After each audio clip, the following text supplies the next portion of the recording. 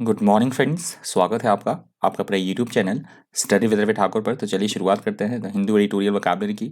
आज है सैटरडे और वैसे तो हम ये रिवीजन करते हैं प्रत्येक संडे को, परंतु आज छुट्टी है, पोंगल है साउथ में, तो पोंगल की वजह से आज पेपर नहीं आता है। तो मैंने सोचा आपको रिवीजन में करवा दूँ, आप देख लीजिएगा, आज भी देख लीजिएगा, देखना होगा तो कल भी ये वीडियो आप देख सकते हैं। तो रिवाइज करते हैं फटाफट से। वैसे तो हम ये वीडियो संडे को बनाते हैं, पर छुट्टी करके मैं आज ये वीडियो बना रहा हूँ। तो फटाफट से शुरुआत करते हैं वीकली वोकैबुलरी की रिवीजन की। हमारा पहला वर्ड है वीकली वोकैबुलरी से कमेंसमेंट। कमेंसमेंट यहाँ पे नाउन की तरह यूज़ हुआ है। कमेंसमेंट का मतलब होता है किसी भी चीज़ की शुरुआत करना, आरंभ करना, प्रारंभ करना किसी चीज़ का, उसे बोला जाता है कमेंसमेंट। नेक्स्ट हमारा वर्ड है एड्यूस।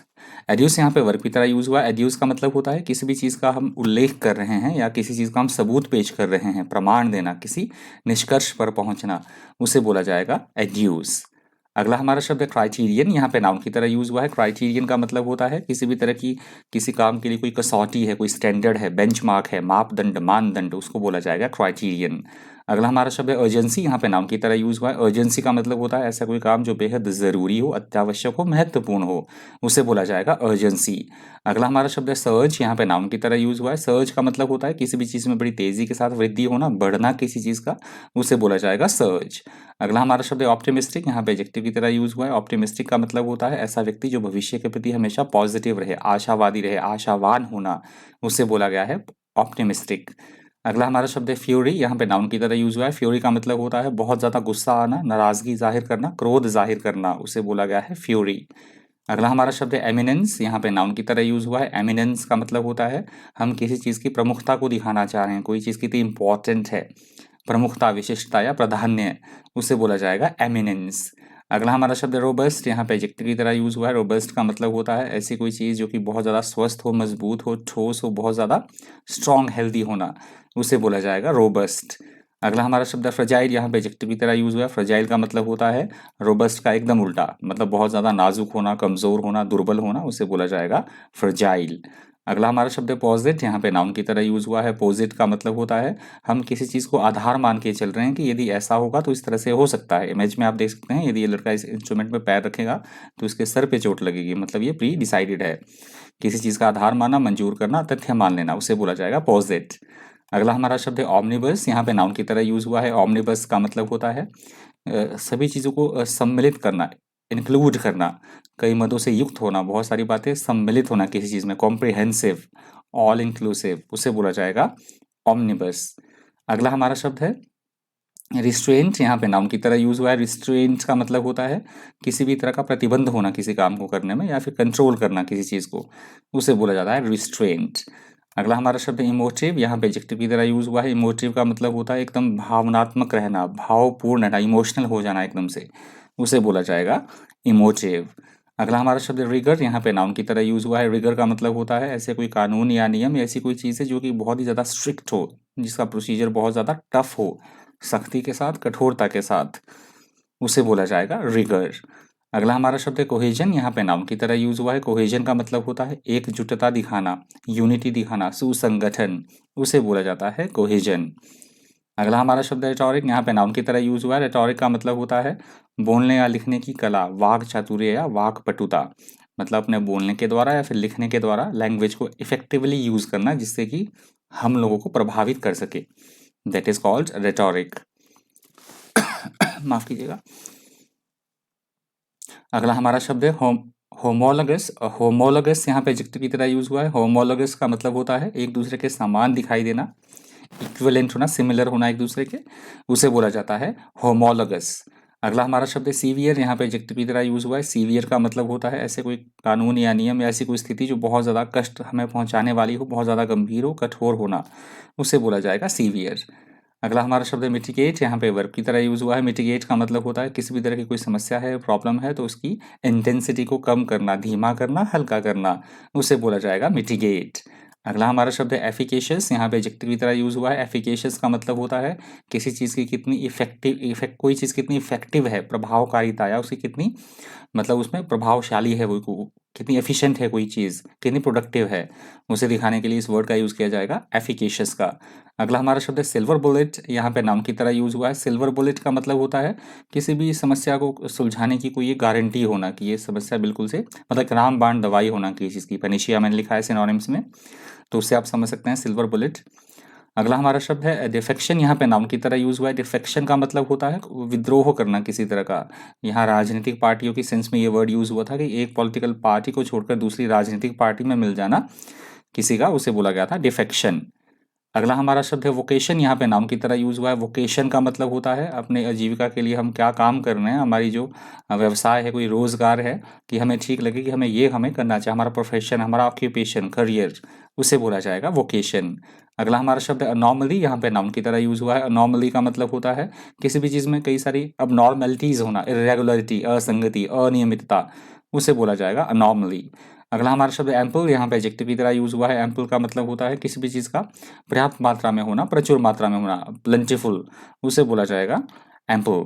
अगला हमारा शब्द है डिसग्रंटल्ड, यहाँ पे एडजेक्टिव की तरह यूज़ हुआ है। डिसग्रंटल्ड का मतलब होता है किसी भी बात को लेकर हम मतलब सेटिस्फाई नहीं है, असंतुष्ट है, रुष्ट हो जाना, निराश हो जाना, उसे बोला जाता है डिसग्रंटल्ड। अगला हमारा शब्द है विफ, यहाँ पे नाउन की तरह यूज़ हुआ है। विफ का मतलब होता है किसी भी तरह की महक, गंध या महक का झोंका। यहाँ पे बात की गई थी मोदी लहर की, तो उस कंटेक्स्ट में ये वर्ड यूज़ हुआ था विफ। वैसे विफ का मतलब होता है कोई गंध का झोंका या महक, स्मेल, स्निफ, उसे बोला गया है विफ। अगला हमारा शब्द है एग्जाजर्बेटेड, यहाँ पे वर्ब की तरह यूज़ हुआ है। एग्जाजर्बेटेड का मतलब होता है किसी भी तरह की कोई प्रॉब्लम है, कोई समस्या है, मतलब स्थिति को और ज़्यादा ख़राब कर देना। पहले ही स्थिति ख़राब है, पहले ही समस्या है, तो उसको और ज़्यादा बढ़ा देना, उसे बोला जाएगा एग्जाजर्बेटेड। अगला हमारा शब्द है कॉन्सोलेशन, यहाँ पे नाउन की तरह यूज़ हुआ है। कॉन्सोलेशन का मतलब होता है कोई किसी तरह के दुख में है, तकलीफ में है, तो उसे तसल्ली देना, दिलासा देना, आश्वासन देना, उसे उसे बोला जाएगा कॉन्सोलेशन। अगला हमारा शब्द है सेलिएंट, यहाँ पे एडजेक्टिव की तरह यूज़ हुआ है। सेलिएंट का मतलब होता है किसी भी चीज़ की हम विशेषताएं बता रहे हैं, उसकी करेक्टरिस्टिक्स बता रहे हैं, कितनी वो प्रमुख है, मुख्य महत्वपूर्ण बातें हैं उसमें, उसके लिए हम इस वर्ड का यूज़ करेंगे सेलिएंट का। अगला हमारा शब्द है कोalition, यहाँ पे नाउन की तरह यूज़ हुआ है। कोalition का मतलब होता है ऐसी सरकार जो कि एक से अधिक पॉलिटिकल पार्टियां मिलकर बनाती हैं, गठबंधन की सरकार, उसे बोला जाएगा कोalition। अगला हमारा शब्द है इनविंसिबिलिटी, यहाँ पे एडजेक्टिव की तरह यूज़ हुआ है। इनविंसिबिलिटी का मतलब होता है अपराजेय, जिस पर विजय हासिल ना की जा सके, अजेय, अपराजेय रहना, उसे बोला जाएगा इनविंसिबिलिटी। अगला हमारा शब्द है एब्डिकेट, यहाँ पे वर्ब की तरह यूज़ हुआ है। एब्डिकेट का मतलब होता है अपनी इच्छा से हम किसी अच्छे पद पर हैं, हमारे पास बहुत सारे अधिकार हैं, पावर है, तो अपनी इच्छा से वो पद छोड़ देना, अधिकार को त्यागना, दैट इज कॉल्ड एब्डिकेट। अगला हमारा शब्द है एग्जाजरेशन। एग्जाजरेशन यहाँ पे नाउन की तरह यूज़ हुआ है। एग्जाजरेशन का मतलब होता है किसी भी चीज़ को बढ़ा चढ़ा कर बोलना, अतिशयोक्ति करना, बढ़ा चढ़ा कर बखान करना, उसे बोला जाएगा एग्जाजरेशन। अगला हमारा शब्द है प्रोडिजीज, यहाँ पे नाउन की तरह यूज़ हुआ है। प्रोडिजीज का मतलब होता है ऐसे ऐसे बच्चे, ऐसा कोई मनुष्य जो कि जन्मजात प्रतिभावान हो, विलक्षण प्रतिभा से संपन्न होना, उसे बोला जाता है प्रोडिजीज। अगला हमारा शब्द है एलीट, यहाँ पे नाउन की तरह यूज़ हुआ है। एलीट का मतलब होता है अपने क्षेत्र में सर्वश्रेष्ठ होना, बेस्ट होना, क्रीम होना, टॉप लेवल पे होना, उसे बोला जाता है एलीट। अगला हमारा शब्द है एंटी ट्रस्ट, यहाँ पे एडजेक्टिव की तरह यूज़ हुआ है। एंटी ट्रस्ट का मतलब होता है कंपनियां गलत तरीके से अपनी जो चीज़ें हैं उसके दाम ना बढ़ा सके, गलत तरीके से अपनी मनमानी ना कर सके, तो उसके खिलाफ बनने वाला कानून, उसे बोला जाता है एंटी ट्रस्ट। अगला हमारा शब्द है अनॉमर्स। अनॉमर्स यहाँ पे एडजेक्टिव की तरह यूज़ हुआ है। एनॉर्मस का मतलब होता है बहुत, हम विशालता दिखाना चाह रहे हैं किसी चीज़ की, कितनी कोई चीज़ बड़ी है, बहुत बड़ा, अत्यंत, बहुत अधिक, उसे बोला जाता है एनॉर्मस।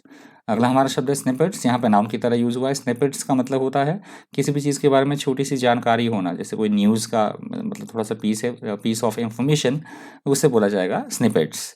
अगला हमारा शब्द है यूनिलेटरली, यहाँ पे एडवर्ब की तरह यूज़ हुआ है। यूनिलेटरली का मतलब होता है ऐसी कोई चीज़ जो कि जिसका हम केवल हम एक ही पहलू देखें, जो वन साइडेड हो, एक तरफा, उसे बोला जाएगा यूनिलेटरली।